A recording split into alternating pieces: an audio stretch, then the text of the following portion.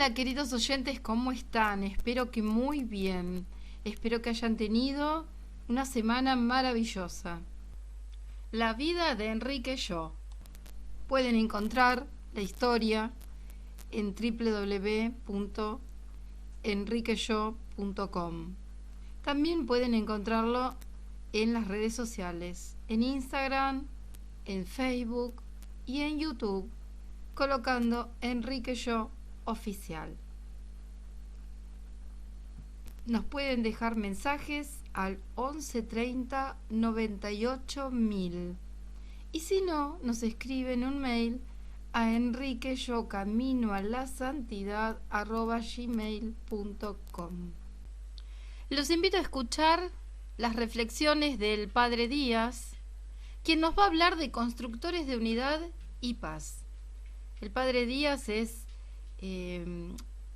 asesor doctrinal de ACDE, Asociación Cristiana de Dirigentes de Empresas.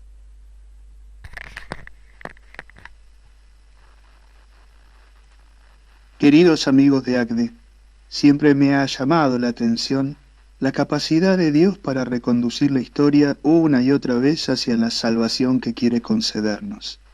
En su infinita misericordia el Señor nunca se cansa de darnos nuevas oportunidades, pero además tiene una creatividad sorprendente para hacer de nuestros errores y faltas una ocasión que haga posible no solo la reparación de lo dañado, sino un salto a un lugar muy superior.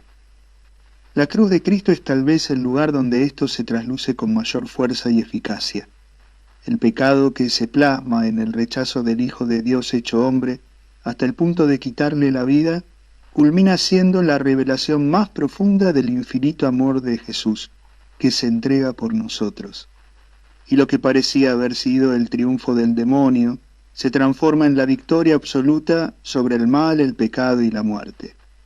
Quienes éramos pecadores condenados, por la intervención amorosa de Dios, terminamos siendo sus hijos adoptivos. En su vida pública, Jesús fue dejando múltiples indicios de este modo tan particular de actuar. Frente a los rechazos, las condenas y las incomprensiones de quienes lo rodeaban, transformaba toda ocasión en una catequesis que adentrara en los misterios de Dios, o en una invitación a la conversión y a una vida más plena en su reino. El fracaso de las redes vacías concluyó en pesca abundante. El hambre de la multitud condujo a la multiplicación de los panes. El querer apedrear a una mujer pecadora dio paso al reconocimiento general de los propios pecados. Casi todo el Evangelio podría ser releído en esta clave. El modo de Jesús me hace preguntarme acerca de cómo solemos reaccionar frente a las agresiones y los rechazos que los cristianos sufrimos en nuestra sociedad. Existe una gran tentación en el deseo de responder con la misma moneda. En ocasiones, las injusticias pueden sacar de nosotros los peores deseos, lastimar al que me lastima, imponernos y aplastar al que quiere someternos, denostar al que nos critica. Nada de esto suena a anuncio de buena noticia. Creo que es claro que ese no es el camino que nos propone el Evangelio.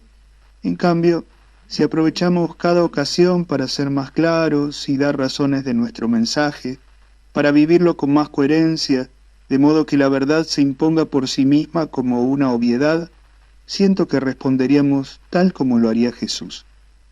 En el fondo hay una mirada distinta sobre el problema que se me plantea, pero también, y en especial, sobre quién lo ha generado. Cuando el otro solo es considerado adversario, opositor o rival, la solución del problema está puesta en anularlo, superarlo. En cambio, si lo considero hermano, mi perspectiva cambia absolutamente. La división se hace dolorosa y demanda como tal la sanación. Esto me lleva a mirar con atención, paciencia y hasta delicadeza sus motivos, sus heridas, sus razonamientos. Si soy capaz de despojar su mensaje de la agresividad en que viene envuelto, tal vez pueda encontrar la punta del ovillo para desatar el nudo. Nuestra sociedad está cargada hoy de mensajes agresivos. Seguramente sus orígenes son diferentes, Algunos son más ideológicos y otros cargan rencores históricos, otros son más marketineros o se suben a la ola de moda.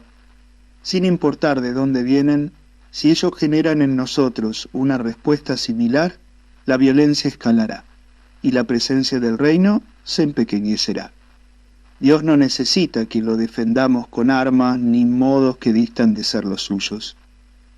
Por el contrario, si desprovistos de ira y enojo, somos capaces de llevar los temas a fondo, de entregar nuestra palabra iluminada por el Evangelio y el pensamiento social cristiano, de modo positivo y constructivo, aparecerá otro horizonte.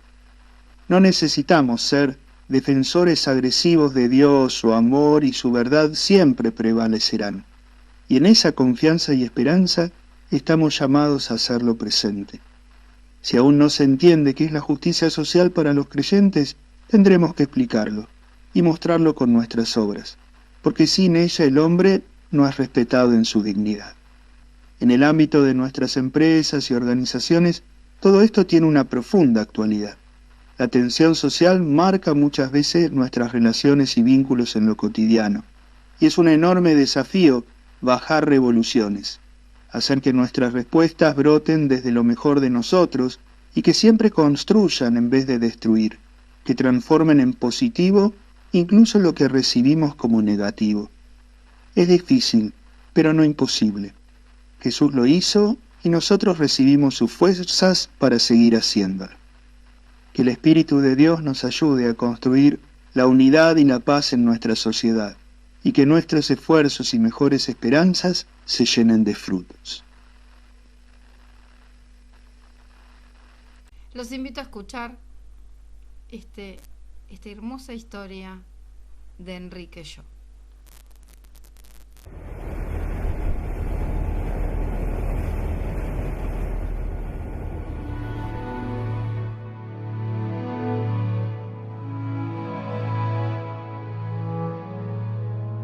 Soy un humilde peón dispuesto a moverme en el tablero de mi vida como Dios quiere que lo haga. Ahora, Él desea que yo represente en el mundo la verdad, el sentido común, las virtudes sólidas, la alegría del cristiano. Inteligencia y santidad es el lema de todo apóstol y debe ser el mío.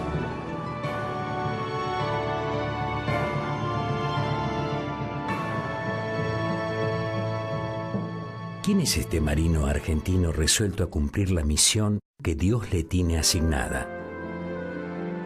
Su nombre es Enrique Yo.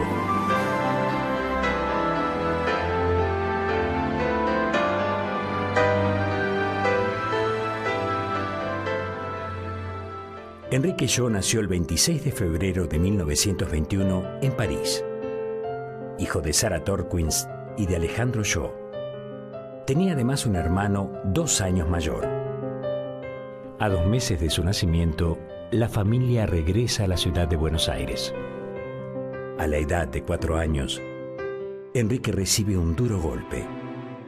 Muere Sara, su madre. El dolor por su ausencia será grande, pero ella deja un valioso legado espiritual.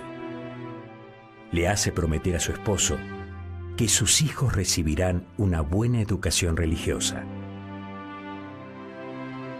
El padre Goicoechea cumple con esa misión y se encarga de la formación cristiana de los hermanos.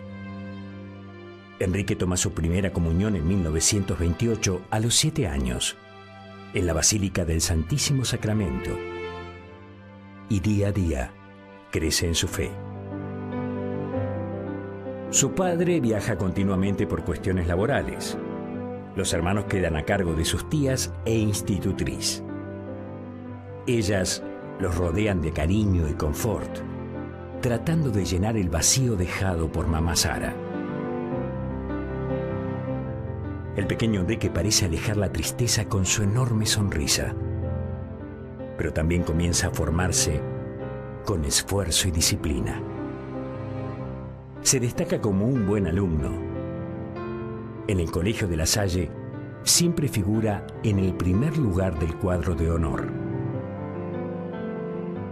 En su afán por forjar su carácter con apenas 14 años, toma la decisión de interrumpir el bachillerato y terminar sus estudios en la Escuela Naval Militar.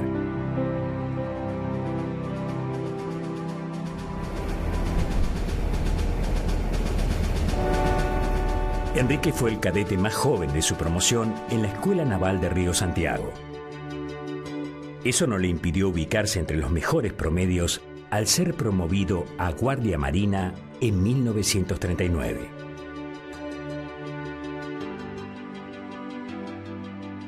La lectura fue su gran aliada durante las largas travesías por el mar. Las horas libres las aprovechaba leyendo sobre los más diversos temas. Sus libros contribuyen a la formación de su pensamiento, que algunos califican de humanista cristiano.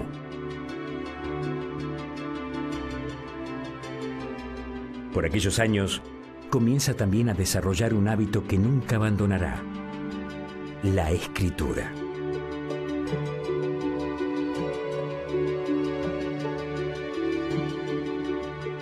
Su diario de juventud, cuadernos, libretas y libretitas serán fieles testimonios de sus lecturas, reflexiones y experiencias.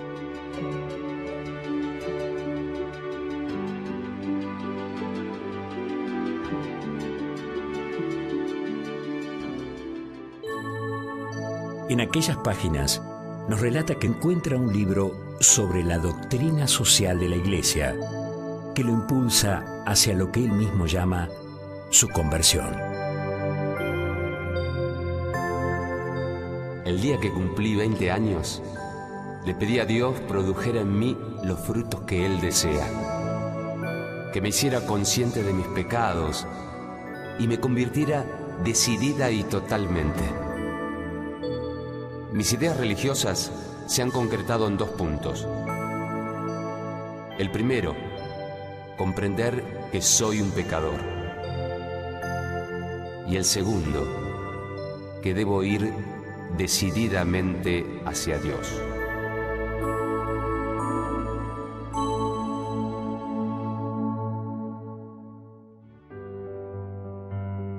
El joven marino ya había logrado muchas cosas en su vida, pero sentía que le faltaba el amor de una mujer. Hasta que conoció a Cecilia Bunge.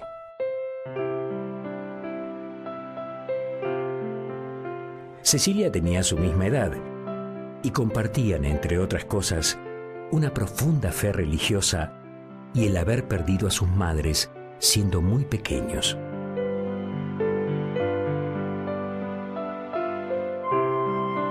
Ella era hija única y vivía con su padre, el prestigioso arquitecto Jorge Bunge. La joven había recibido una cuidadosa educación. Estudiaba Bellas Artes y además era catequista.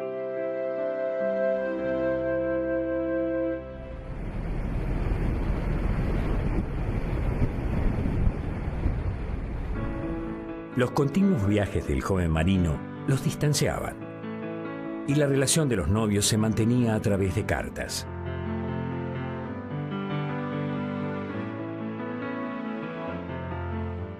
Cecilita, como él la llama cariñosamente, al igual que cualquier adolescente enamorada, esperaba con ansiedad la correspondencia de su amado.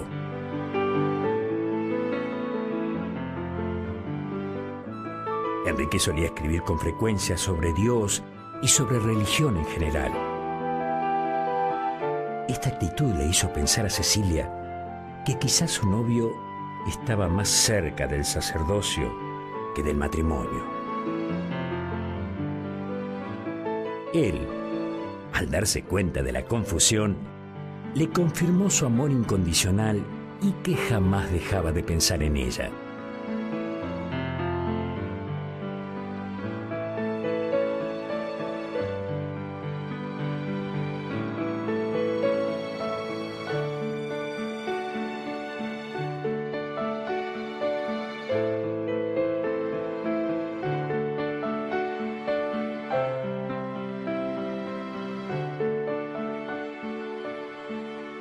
Después de un noviazgo de 2 años, el 23 de octubre de 1943, se casan en la quinta de los Bunge, La Cecilia, en la provincia de Buenos Aires.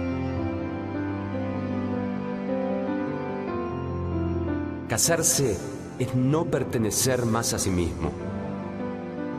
El crecimiento del amor no es automático. Hay que recrearlo.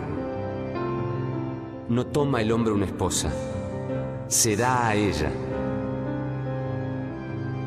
Y no hay duda de que esa mujer, sin la cual ahora no concibo mi existencia, era, es y será mi Cecilia.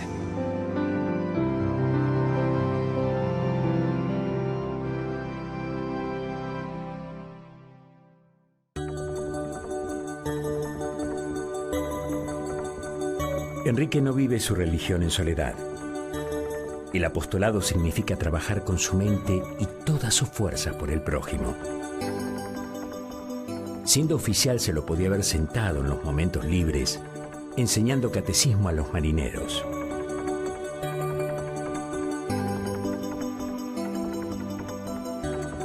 También se encargó de organizar la misa de los domingos en la base de Puerto Belgrano.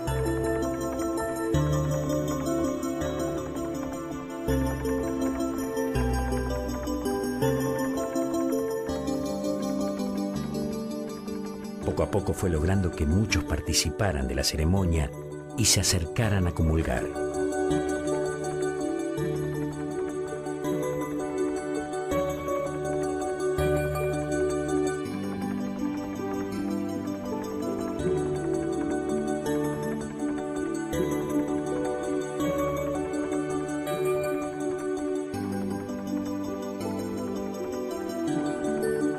El joven oficial quiere difundir el Evangelio viviéndolo. Lejos de imponer disciplina con castigos desmedidos, instruye a sus subordinados con firmeza, palabras justas y buenos modales.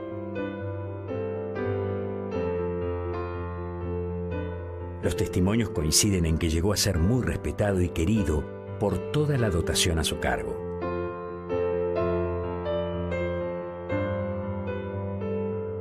A partir del nacimiento de su primer hijo, Enrique siente la necesidad de estar más tiempo cerca de su familia. Y también se propone llevar su apostolado fuera del ámbito de la Marina. Por eso se plantea abandonar su carrera militar.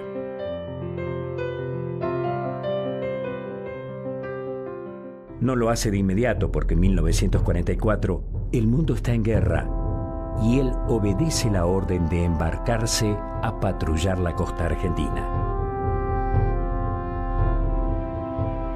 En el año 1945, las autoridades lo envían a la Universidad Estatal de Chicago a estudiar meteorología. Y hasta allá lo acompañan Cecilia y su pequeño hijo.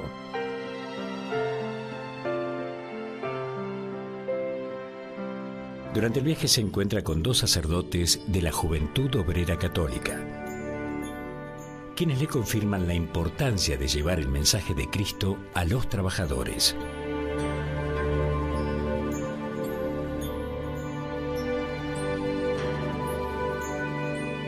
Esta conversación quedaría grabada en su memoria y le marcaría el camino a seguir por el resto de su vida.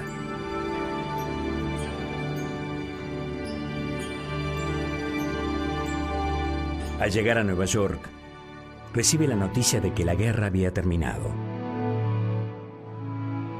Enrique consideró que en tiempos de paz ya no era necesario permanecer en la Marina y que tenía la libertad de seguir el llamado de su vocación. Se dirige a Washington.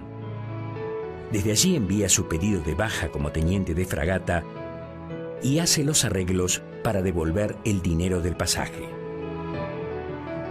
Años de una excelente carrera y un futuro todavía más brillante iban a ser dejados a un lado para empezar una nueva vida.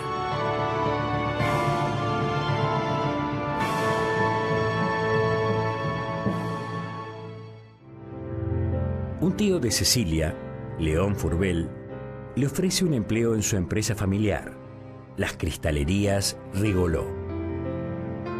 Enrique desea comenzar a trabajar como un operario más. De esta manera podría conocer a fondo sus problemas espirituales y económicos y lograría difundir entre ellos la palabra de Dios.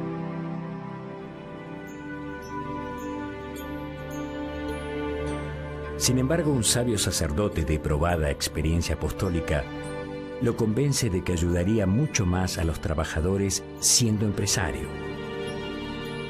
Así podría combatir el flagelo de la desocupación y a la vez promovería en la dirigencia una verdadera conciencia social por el asalariado.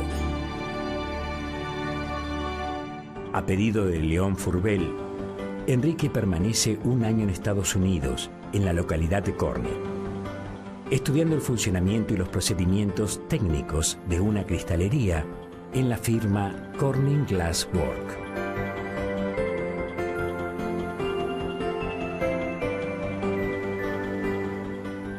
En 1946 ingresa a trabajar en las cristalerías Rigolot. Su primer cargo fue el de asistente general de planta y llegará a administrador delegado, puesto equivalente a lo que hoy sería un gerente general. De su paso por la Marina, había aprendido que era mucho mejor desempeñarse en un ambiente ordenado y metódico, pero en un clima alegre y distendido.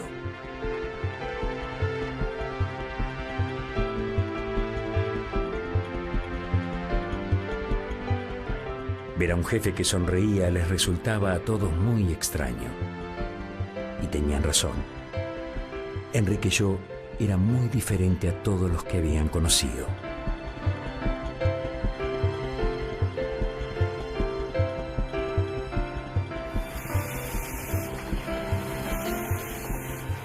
Sabía escuchar con paciencia lo que le pasaba a cada uno de sus empleados y los aconsejaba casi como lo haría un padre con sus hijos.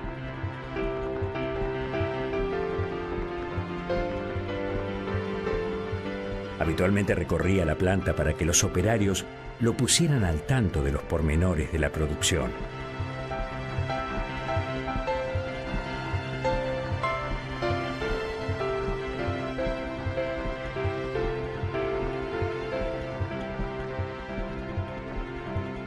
Y solía dar una cálida bienvenida a los recién llegados.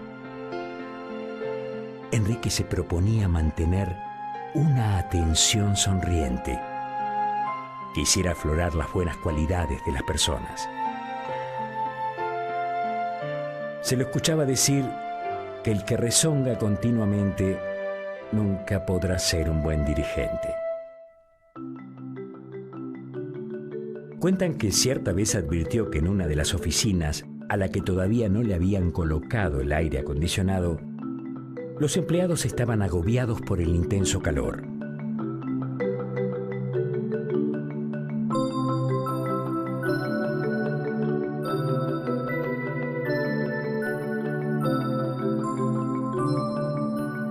Para sorpresa y alegría de su gente, al rato se apareció con 2 kilos de helado para que disfrutaran entre todos. Estos pequeños gestos de amabilidad y consideración lo hacían grande frente a su gente. Buscaré que los perezosos sean movidos, los desanimados entusiasmados y los débiles sostenidos. El hombre de empresa debe ser emprendedor, inspirador, diligente, alegre. Y solo existe el derecho de reprender cuando a sí mismo se ha sabido elogiar.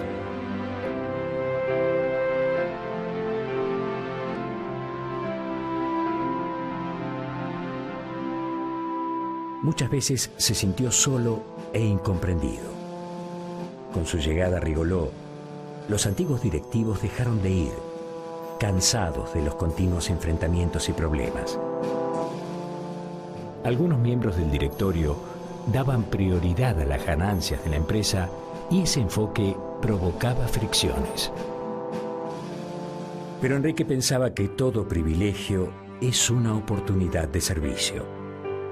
Así que estaba decidido a humanizar aquella fábrica. Para eso consideraría aspectos más amplios que los meramente económicos. Su meta era derribar las murallas que separaban a los jefes de los trabajadores, teniendo en cuenta el bien de todos.